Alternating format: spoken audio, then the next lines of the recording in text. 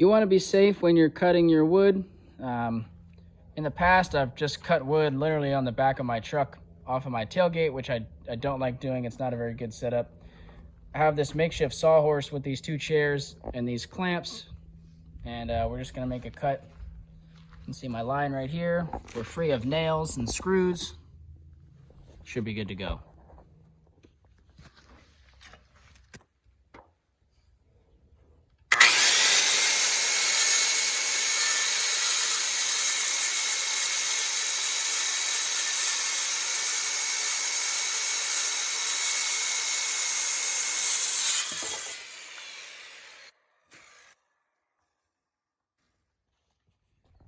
As I'm doing this and thinking about how much I have to say, I'm wondering if this is going to turn into a two-part video series. Maybe this will be the carpentry part, the building the box, and then the filling the box is a separate part. I don't know, whatever. You may be seeing that. But now I've cut all of the pieces of wood to the length that I want. And we have to secure them together into a frame or a box. And there are many different ways that you could go about this. I'm not going to go into depth on all of them. I'm going to show you what I do and encourage you to experiment with whatever makes sense to you. I like to use screws and an impact driver. It could be any brand impact driver. I'm not trying to say Milwaukee's the best or anything. That's what I have, and that's what I'm going to use. But any impact driver will do it. You could also do, you could put in screws with a non-impact driver. You could have just a drill, and that would work. I've just kind of grown up using the impact driver for stuff like this, so it's what I'm used to. If you're going to use a drill as opposed to an impact driver, it might be easier if you pre-drilled holes. With the impact driver, I typically don't pre-drill holes. There's some downsides to that. Sometimes you do split the wood if you do that. So just know, if you really want to avoid splitting wood, or if you want to have an easier time with a drill, maybe think about pre-drilling holes, but you're not going to see me doing that. Another nuance to discuss is I prefer to use these green screws you can see on the right as compared to this black one on the left. The left is a typical Phillips head. On the right is more of a Torx bit or a star bit. And what I find is this type of screw right here with this shape on it, these are harder to strip. They're just easier to screw in. There's just less stripping happens. Now, I'd like to reuse things also, and I found a bunch of these in some scrap wood that I removed and have saved, and I'm going to use them too. It's just not as convenient for me. It's more convenient in the fact that I don't have to buy these, and it's they're a little bit harder to install.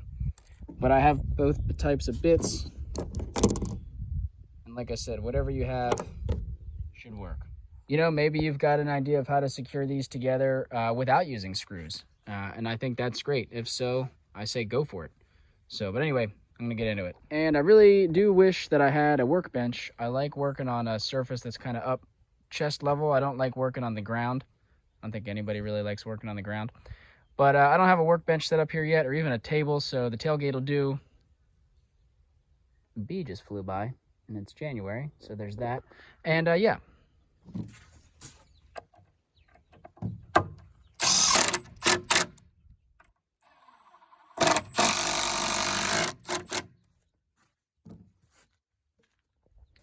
All right, so, I'm not going to film every screw going in, just like I didn't film every cut, because I think that would be kind of boring.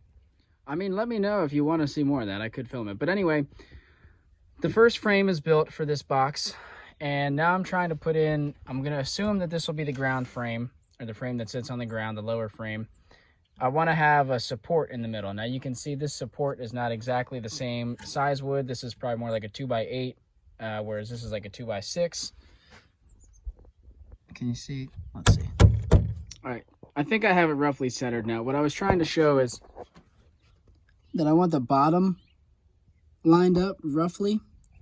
It's okay that the top is sticking up above here since this is a bigger board, because there's going to be a whole nother frame on top. And I don't think I'm going to have a centerpiece in the top frame, because the top frame is really not supporting much. The bottom frame is what the hardware cloth is attached to, and that hardware cloth is holding up all of the weight of the soil above. So I think it's important to have this brace in the middle, mostly for the hardware cloth, to have something to attach onto running down the middle. So I'm going to get this screwed in. I'm going to build the top frame, and then I will show you how I get the hardware cloth attached on.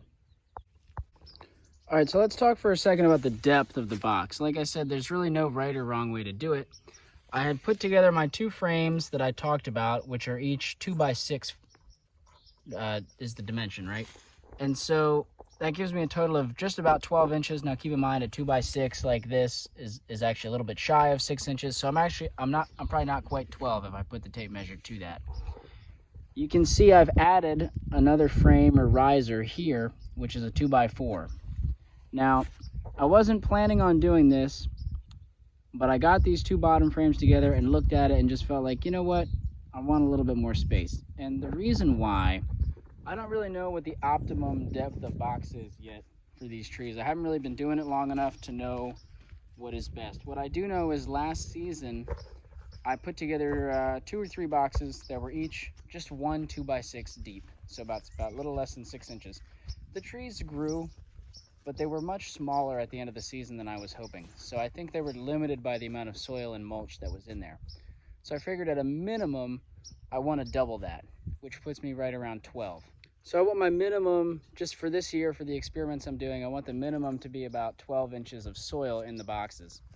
And I really like going heavy on the mulch, especially with the larger seeded trees, such as acorns, walnuts, hickories, even persimmons. You know, the seed is pretty large. They have a lot of energy to poke up through mulch. These are species adapted to like later succession forests where there's going to be a lot of leaf litter on the ground. So I'm just a big fan of mulch. So I figured if I have 12 inches minimum, I want any mulch I put on to be on top of that. So we have a lot of these, I don't know what you'd call these in-between roof sections here between these old tobacco sheds. This one's actually still in okay shape. You can see all the boards running across. We have some over here that are falling down. And I just decided, you know what, we've got some wood right here. Let me just grab a few pieces and real quick, I'll make another frame to stick on top. It's one of those things where, you know, I don't have any more scrap wood that I've picked up off the street, but we have some laying around here. I probably wouldn't have made a trip to the hardware store to buy more wood. If I didn't have any here, I probably would have just gone with 12 inches and said, screw it, it'll be enough. Because like I said, I don't think there's a right or wrong, but I just have, for whatever reason, I feel like 12 inches is the minimum amount of soil I want to stick with this season. Mulch on top of that. And yeah, we'll see how they do. And then I'll, you know, as I build boxes in the future, I'll adjust based on how this season goes. But that's kind of the gist. The wood I took off the tobacco sheds has these roofing nails in it. And I was worried there might be, you know, there's other nails in the end and stuff here. So I had to be careful where I was making my cuts that there wasn't going to be any metal in the way. So these screws or these nails are pretty easy to remove. Those nails, not very easy to remove. And, you know, who knows what else could be buried in here. So yeah, that's definitely something to think about safety-wise when you're dealing with scrap wood, is be careful of metal that you could run into with the blade. It's a very big concern. Outside of visual inspection, I mean, a metal detector would go a long way if you have one. I don't. Something I'd like to invest in the future, I think. Right when I got done building that frame just there, I kind of like took a second and looked around, and I just felt like I've been rushing this morning.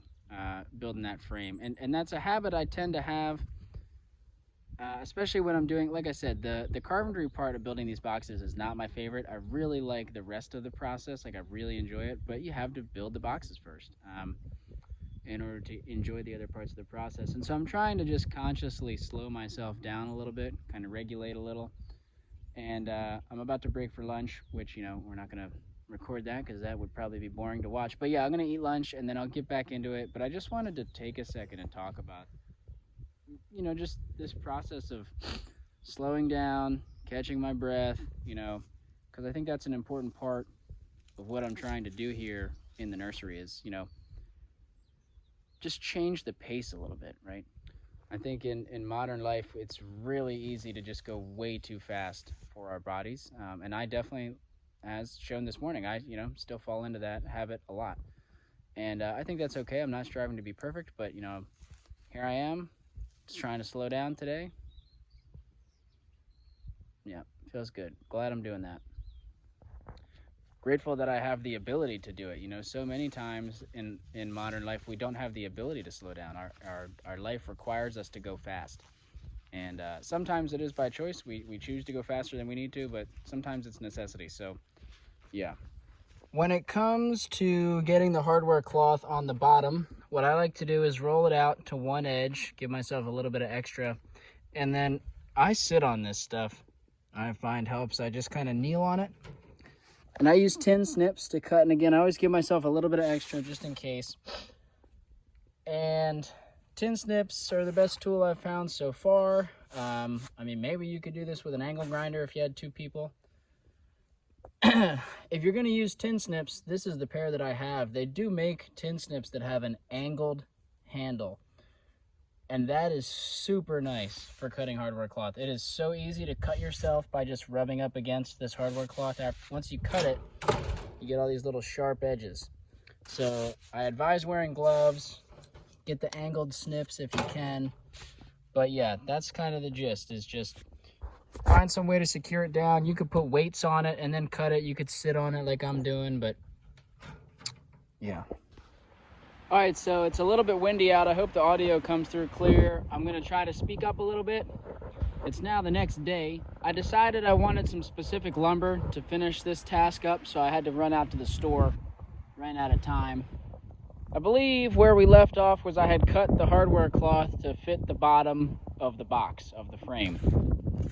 And I had just cut out some scrap wood, 2x4s and whatnot. I like to use wood to secure the bottom of the frame. You can kind of see how I did this. It's just a piece of wood with screws to clamp the hardware cloth, kind of sandwich it between the two pieces of wood. That's what I like to do. I've also in the past used staples. So staples work. You know, there's probably other ways that you could do this. I don't have a staple gun around. You could use a staple gun. Actually, another thing I've done is I've used just big fat staples that you can hammer in with a hammer. So there's definitely lots of ways to do it. Recently, I've been partial to this wood method for whatever reason. But I decided I didn't want to use the 2x4s, the scrap wood I had laying around. This is maybe an overthinking situation, but I thought if the wood is sitting here like this, there's an edge. Can you see this right here? Where's my finger? This edge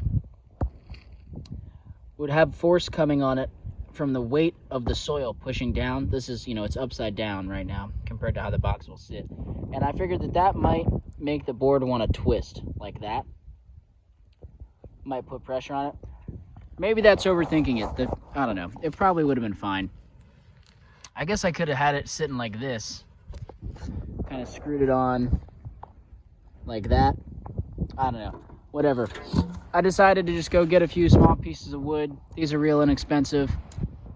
I was also almost out of screws, so I had to get some more screws and stuff. So anyway, this is how I attach the bottom. It's just clamped on with pieces of wood. And like I said, I prefer this. I guess this is 1x, but I've used scrap wood on other boxes and not had any issues yet. I've used staples, so nothing too fancy there. I mean, it's beautiful out today. I don't know if you can see the sky is amazing, but it's very windy, so I hope you can hear me.